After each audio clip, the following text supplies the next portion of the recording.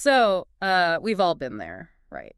You've got this massive deadline, maybe an all-nighter for studying, or just, a long drive ahead. Yeah, and that afternoon slump hits like a ton of bricks. Exactly. Eyelids get heavy, motivation just tanks. And then you see it, that bright little can, promising energy, focus, maybe even wings. Huh, yeah. It's incredibly tempting. And it's no shock, really. Energy drink consumption has, well, it's just skyrocketed. Especially since '97, right? When Red Bull kind of changed the game. Absolutely. They sold this idea of better performance, mental and physical, mainly to young adults, and it just exploded globally. It's basically an industry built on fighting fatigue. But here's the big question and kind of the mission for this deep dive.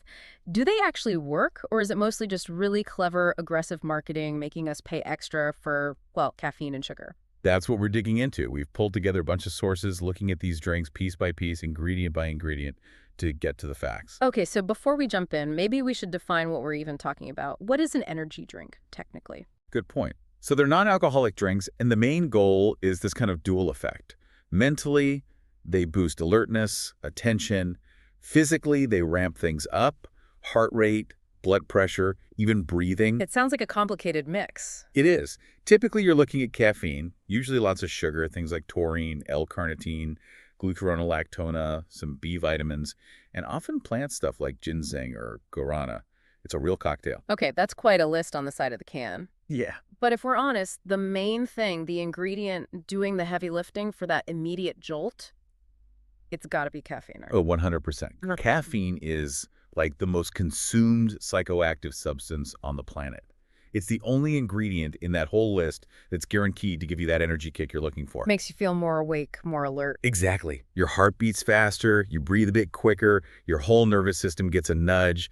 It's also a diuretic, though. Ah, right. That explains why you might feel a bit dehydrated later. So we know caffeine works, but the dose makes the poison, as they say. How much is too much? Let's zoom in on the numbers from the sources. This is where things get tricky, isn't it? This is critical because the promise of wings can definitely get clipped here. Let's take the big ones, Red Bull and Monster. Okay. If you actually look at the labels, they're pretty standard. Both have 32 milligrams of caffeine per 100 milliliters. 32 per 100 milliliter. Okay, so the risk really depends on the size of the can you grab. Precisely. It scales up fast. So let's break down those common sizes. A standard Red Bull, That little 250 milliliter can, that's 80 milligrams of caffeine. 80. Okay. And the big Monster can, the 500 milliliter one. Now you're doubling it. 160 milligrams in just one of those cans. Whoa. Okay. 160. We need some context for that. Like, what are the safety limits? Right. So for a healthy adult, the general daily maximum, the amount considered safe over a whole day, is about 400 milligrams. Like 4 or 5 cups of coffee, roughly? Yeah, that's the common comparison. Or more precisely, the guideline is 5.7 milligrams per kilogram of body weight per day.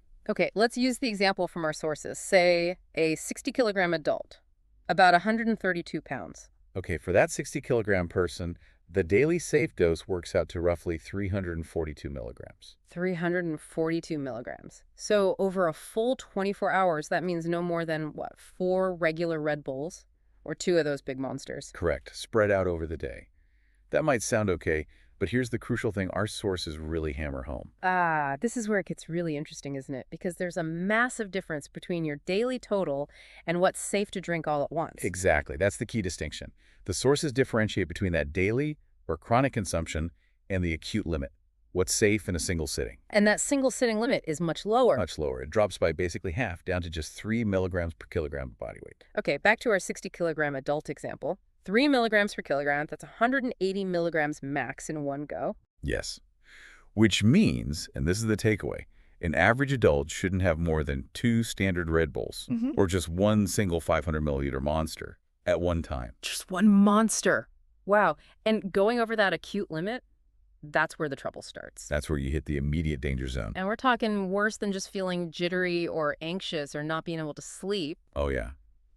Beyond those initial side effects, the dehydration, irritability, anxiety, even trouble focusing or retaining info. Ironically, the big worry is cardiovascular. Heart problems. Yes.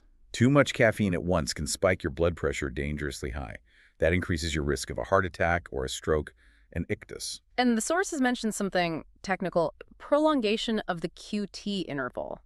What's that about? Why is that bad? Right, that sounds complicated, but it's basically about the electrical timing in your heart. The QT interval is how long it takes your heart's main pumping chambers, the ventricles, to recharge between beats. Okay. If that recharging period gets too long prolonged, it can trigger dangerous, irregular heart rhythms.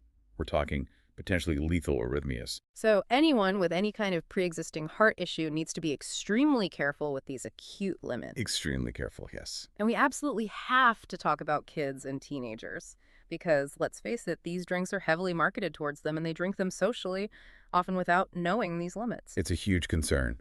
The data is more limited for younger people, but the recommendation is basically capped at that adult acute limit, 3 milligrams per kilogram of body weight, but per day. Okay, so for a kid who weighs, say, 40 kilograms, about 88 pounds. Their daily limit would be just 120 milligrams of caffeine. 120 milligrams, so that's less than one full Monster can, or maybe 1.5 Red Bulls for the entire day. Exactly. And honestly, the general advice is that energy drinks just aren't recommended for children or for pregnant or lactating women either. There are links to things like lower birth weight with excessive caffeine. Okay, so let's sum up caffeine. On the one hand, it does work. It gives you that documented boost, mental performance, memory, less fatigue, even better endurance for exercise. The benefits are real. But those benefits only exist within these really strict safety limits, limits that are super easy to blow past with just one large can. Perfectly put. The active ingredient works, but the way it's delivered is concentrated and potentially risky if you're not careful. And caffeine, as you said, it's only part of the story. Right. Let's pivot to the other big elephant in the room, the one we often ignore when we're chasing that energy boost, sugar. Yes, sugar. This is where the marketing really clashes with serious health advice. The World Health Organization, the WHO, is very clear. What do they say? They recommend that free sugars, basically any sugar added to food or drinks, plus sugars in honey, syrups, fruit juices, should be less than 10% of your total daily energy intake. Less than 10%. And ideally, even less than 5% for additional health benefits. And why are they so strict? Because we know excessive sugar leads directly to problems like cavities, gaining weight, obesity, and significantly increases the risk of type 2 diabetes. Okay. So how much sugar are we actually talking about in these energy drinks? What's the typical concentration? The sources point to about 11 grams of sugar per 100 milliliters. 11 grams per 100 milliliters. Let's translate that again. A typical can, say, 250 milliliter to 500 milliliter. You're looking at anywhere from 30 to 60 grams of sugar in that single serving. 30 to 60 grams. How much is that in? Like teaspoons? That's the equivalent of about 6 to 12 teaspoons of pure sugar. 6 to 12 teaspoons Yeah. in one drink. Yep. And here's the real kicker.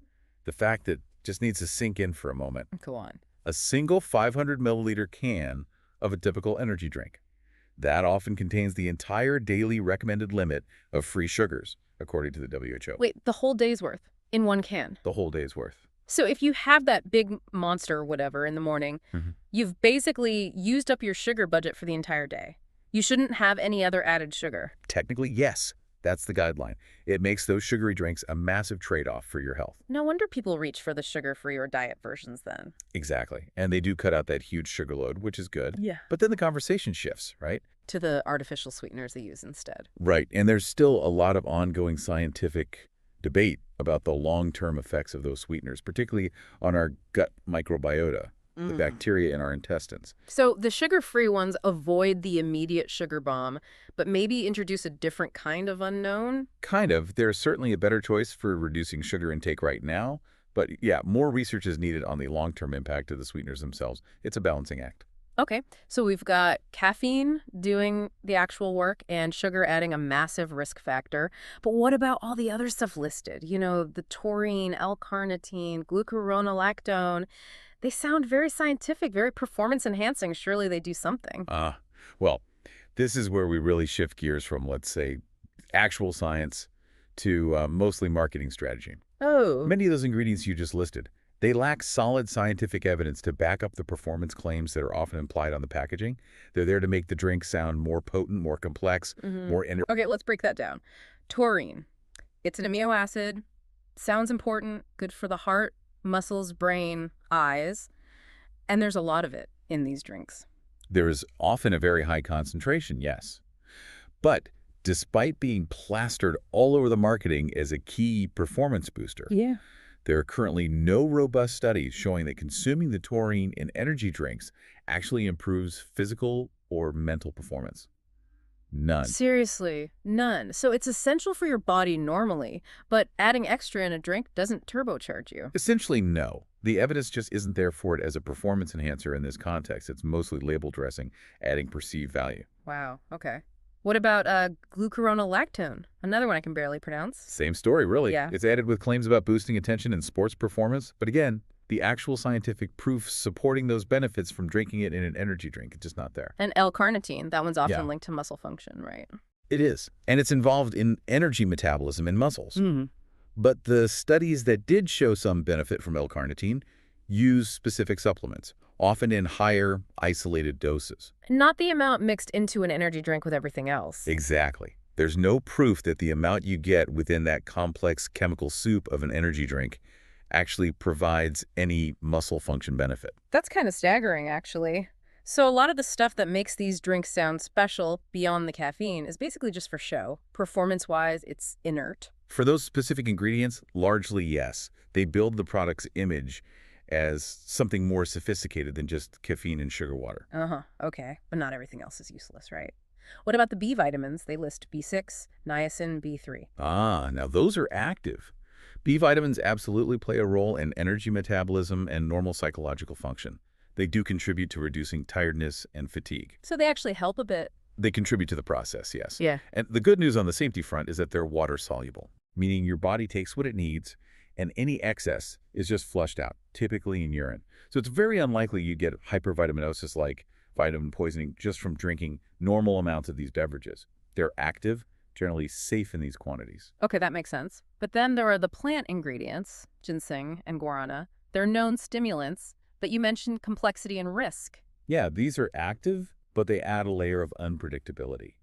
The main issue is we often don't know the exact amount or concentration of the active compounds from these plants in the drinks, And that matters because they can cause side effects on their own, or worse, interact badly with medications someone might be taking.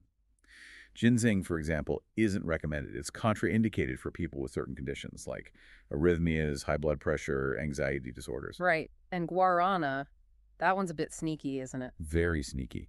Because guarana naturally contains caffeine itself. Ah, so it adds to the total caffeine load even if it's not listed separately as caffeine. Exactly. It bumps up the overall stimulant effect, potentially pushing you closer to or over those acute safety limits we talked about, Yeah. without you even realizing it because you're only tracking the caffeine number on the label. It's hidden caffeine, Oh. essentially. Okay, that's definitely something to watch out for. Now, let's talk about maybe the riskiest behavior associated with these drinks, mixing them with alcohol. It's frighteningly common, especially, at parties among younger crowds. This combination is just fundamentally dangerous. It needs to be avoided, full stop. Why is it so bad? Because you're mixing a powerful stimulant, the caffeine in the energy drink, with a depressant, the alcohol. You're sending completely contradictory signals to your nervous system at the same time. Like hitting the gas and the brake simultaneously. Kind of, yeah. And the practical danger, the really scary part, is that the stimulant effect masks the alcohol's depressant effects. So you don't feel as drunk as you actually are. Precisely. You feel artificially alert, energized. You think, oh, I'm fine, I can have another drink, when in reality, your blood alcohol level might be dangerously high. Leading people to drink way more than they normally would or safely can. Yes, it leads to consuming hazardous amounts of alcohol unknowingly, which dramatically increases the risk of alcohol poisoning, accidents, injuries, just really bad outcomes. It's a deceptive and dangerous mix. Okay. Wow. So let's try to pull all this together. Let's synthesize the key takeaways for everyone listening. Back to our main question. Performance or marketing? What's the final verdict? I think the fairest answer is it's both, but it's heavily skewed towards marketing. The actual performance boost you feel, that wakefulness, that alertness, that's almost entirely down to the caffeine. And most of the other fancy sounding stuff is largely just window dressing, scientifically speaking. In terms of proven performance benefits in the context of the drink, yes, taurine, L-carnitine, glucuronolactone, the evidence isn't there. They're part of the brand identity more than the functional effect. And the biggest dangers come from simply having too much. Specifically, crossing that acute caffeine limit, remember? No more than one big monster-sized can at a time for an average adult. Right. And don't forget the massive sugar load in the standard versions, which can max out your entire recommended daily intake in that same single can. So the immediate risk is hitting those caffeine limits, potential heart issues. The longer-term risk is tied more to that huge sugar intake, weight gain, diabetes risk. Exactly. Plus the added unknowns from guarana boosting caffeine levels and the definite danger of mixing with alcohol. Consumers really need to be aware of these limits and risks. It seems like our sources give us a pretty clear picture of the immediate effects and what's in these drinks. But there's still a big gap, isn't there? Which kind of leads us to a final thought. Yeah, there absolutely is. Despite these drinks being around for decades now, selling billions of units, there's still a real lack of robust long-term research. What kind of research are we missing? We need to understand much better what happens with habitual consumption. Not just the effects of one drink now and then, but drinking these complex chemical cocktails regularly, day after day, week after week. What does that do over years? Especially for adults, but maybe even more importantly. Even more importantly for children and adolescents. Their bodies and brains are still developing, and they're often consuming these drinks frequently. We don't really know the long-term consequences of bathing their systems in these constant stimulants and massive sugar loads. So that long-term data, especially for young people, that's the big missing piece. It really is. That's the knowledge gap that could truly shift public health advice and give us the complete picture of, well, the real price we might be paying for that quick energy fix in a can.